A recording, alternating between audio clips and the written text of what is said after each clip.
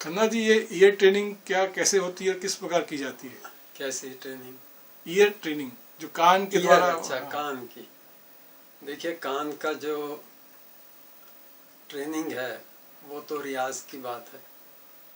आप जितना प्रैक्टिस करेंगे, रियाज करेंगे, उसके हिसाब से आपका ट्रेनिंग, कान का ट्रेनिंग होता जाएगा।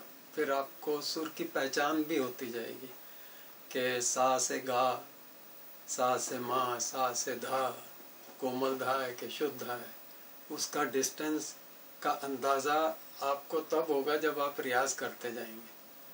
तो रियाज का तरीका जो है वो किस प्रकार का होना चाहिए, उसके बारे में जरा कुछ। उसमें तो किताबों में, शास्त्रों में बहुत से ढंग लिखे गए हैं। जो गुरु हैं, गुरुजन हैं, उन्होंने अलग अलग तरीके बताए हैं, अलग अलग घरानों के हिसाब से। मंद्र का रियाज, मध्य का रियाज, तार सप्तक का रियाज। तो सुर का रियाज जब तक नहीं होगा तब तक आप एक उसको ट्यूनिंग में भी नहीं ला सकते कि आप एक सुर को गाते हैं, दूसरे सुर का अंदाज से आप वहाँ तक पहुँचते हैं।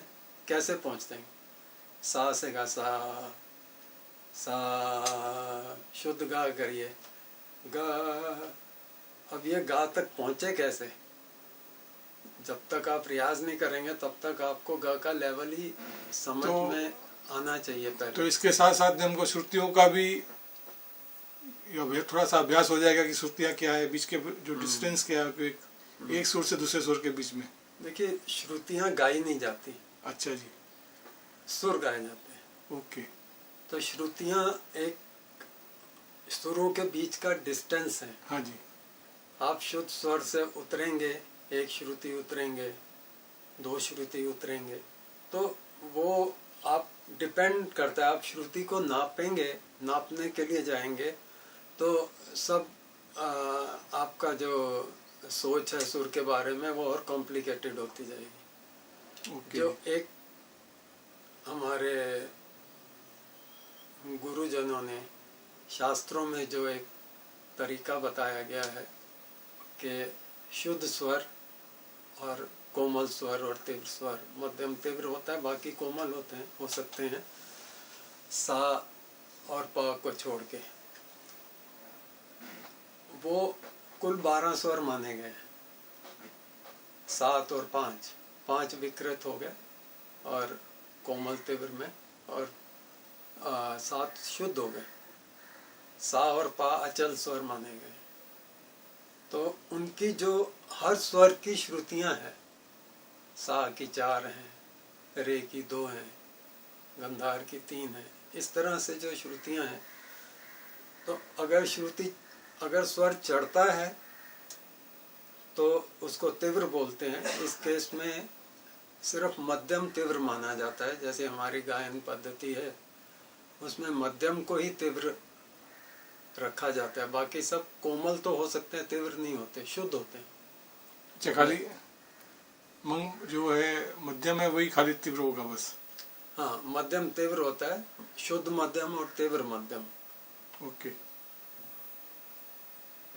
और षडज और पंचम ये अचल स्वर इनको कहा गया। ये ना तो विकृत होंगे ना ये कोमल तीव्र नहीं होते।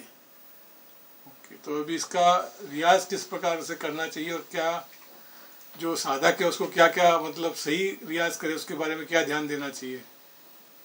देखिए, साधक अकेला बैठ के तो शुरू में रियाज नहीं कर सकता। कोई बताने वाला होना चाहिए कि उसका सुर ठीक लगा या नहीं लगा। सही बात। और अगर गुरु के सामने बैठ के, टीचर के सामने बैठ के रियाज करेंगे तो वही बता पाएगा।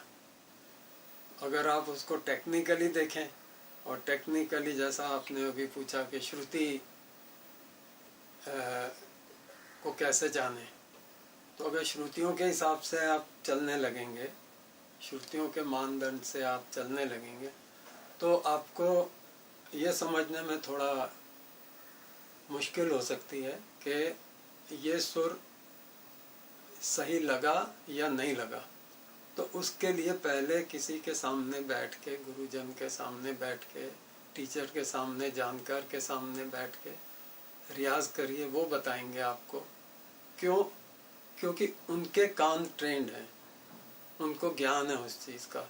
उनको मालूम है कि सा के बाद अगर आपने गा किया तो गा और सा के बीच में कॉरेस्पॉन्डिंग रिलेशन क्या है।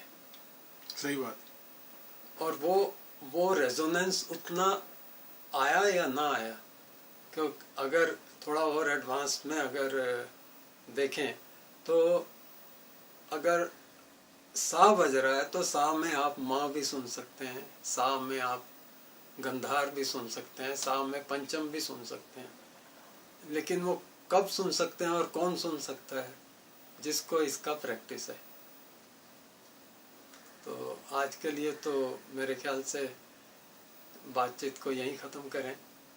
जरूर, हम चाहेंगे कि हम आपसे अगली बार फिर बात करें और कुछ और ज़्यादा जानकारी लें। जी, धन्यवाद। धन्यवाद।